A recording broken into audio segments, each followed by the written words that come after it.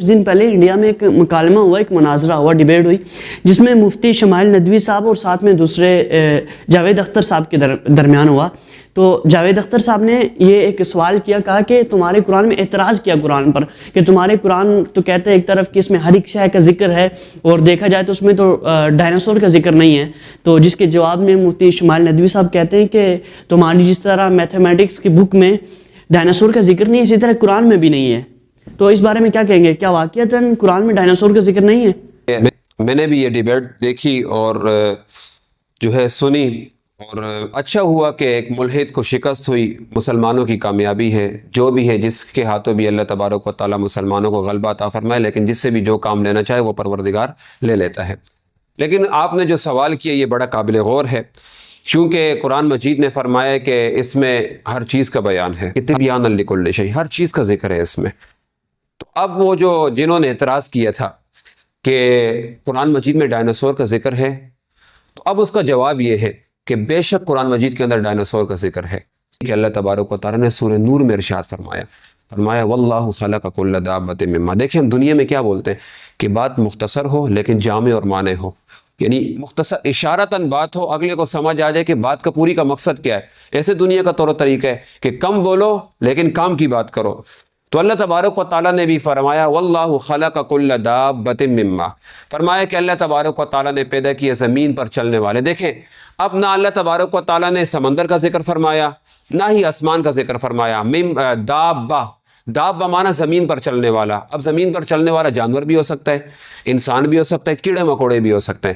اب اللہ تبارک و تعالیٰ نے 3 قسمیں بیان کی زمین پر چلنے والوں کی۔ فرمایا پہلی قسم کیا ہے؟ فَمِنْهُم مَّن يَمْشِي عَلَىٰ بَطْنِهِ۔ پہلی قسم یہ ہے کہ وہ جو اپنے پیٹ کے بل چلتے ہیں۔ ابھی ہم نے خود پہچاننا ہے کہ پیٹ کے بل کیا چلتا ہے۔ تو جب ہم زمین پر نظر دوڑائیں گے اور دیکھیں گے پیٹ کے بل کون سی اللہ تبارک و تعالیٰ کی مخلوق چلتی ہے، تو ہم جب شام کو دیکھیں گے تو ہمارے دماغ میں آ جائے گا کہ پیٹ کے بل چلتا ہے۔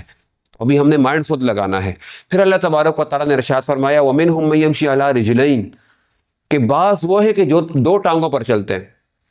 اب ہم مائنڈ لگائیں گے کہ 2 ٹانگوں پر کیا چلتا ہے، تو جب ہم غور فکر کریں گے تو 2 ٹانگوں پر ہمیں چلتے ہوئے خود انسان نظر آئیں گے۔ اب آپ ڈائناسور کو دیکھیں، 2 ٹانگیں نہیں ہیں اس کی، ایسا ہی ہے، وہ تو 2 اوپر چھوٹے سے ہاتھ ہیں اس کے، نیچے تو 2 ٹانگیں۔ تو ہم نے خود مائنڈ لگانے کہ اللہ تبارک و تعالیٰ نے کیا کیا تمہارے لیے پیدا کیا، خود دماغ لگاؤ۔ تو کہا کہ اس لیے تمہیں افضل اور اعلیٰ مخلوق کہا کہ تمہیں اللہ تبارک و تعالیٰ نے دماغ دیا۔ پھر چوتھی قسم کیا بیان فرمایا وَمِنْهُم مَّن يَمْشِي عَلَىٰ 4۔ چوتھی قسم یہ ہے کہ جو 4 ٹانگوں پر چلتی ہے۔ اب ہم دماغ لگائیں گے 4 ٹانگوں پر کیا چلتا ہے، ہم اگر بلی کو دیکھیں گے، ہم اگر گائے کو دیکھیں گے، شیر کو دیکھیں گے، بھیڑی کو دیکھیں گے، تو 4 ٹانگوں پر چلنے والے ہیں۔ پھر اس کے بعد اللہ تبارک و تعالیٰ نے خود ارشاد فرمایا یخلق اللہ ما یشاء، اللہ تبارک و تعالیٰ جسے چاہتا ہے پیدا فرماتا ہے۔ اب یخلق اللہ ما یشاء پر غور کریں تو سب کچھ سامنے آ جاتا ہے۔ پھر آگے اللہ تبارک و تعالیٰ کہتا ہے ان اللہ علی کل شیء قدیر، اللہ تبارک و تعالیٰ ہر چیز پر قادر ہے۔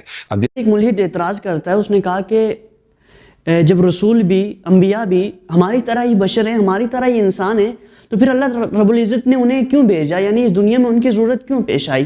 سب سے پہلے میں آپ سے یوں کہوں کہ ایک شخص ہے، وہ دنیا میں جرم کرتا ہے، کوئی برا کام کرتا ہے، تو جب وہ جرم کے اندر پھنس جاتا ہے، جب ملک کا قانون اس پر لاگو ہو جاتا ہے، تو صرف سوال یہ ہے کہ اسے وکیل کی ضرورت کیوں پیش آتی ہے؟ کیا وکیل انسان نہیں ہے؟ جس نے جرم کیا وہ انسان نہیں ہے؟ تو دونوں تو انسان ہیں۔ جس طرح وہاں اعتراض کیا کہ رسول تو ہماری طرح انسان ہے تو ضرورت کیوں پیش آئی، چاہیے تھا ہم سب ہدایت یافتہ ہوتے۔ تو یہاں میں بھی یہ کہنا چاہوں گا کہ وہاں تم کہتے ہو کہ سب ہدایت یافتہ ہوتے، اور یہاں تم خود اس وکیل انسان کے پاس جا کر جو ہے اپنے مسئلے کو حل کروانا چاہتے ہو۔ تو وہاں چاہیے تھا کہ تم خود بھی وکیل ہوتے، تمہیں چاہیے تھا تم اپنی وکالت خود لڑتے۔ تو اللہ تبارک و تعالیٰ نے ہر بندے کو جو ہے مختلف اور منصب عطا فرمائے ہیں، مختلف مقامات اور منصب عطا فرمائے ہیں۔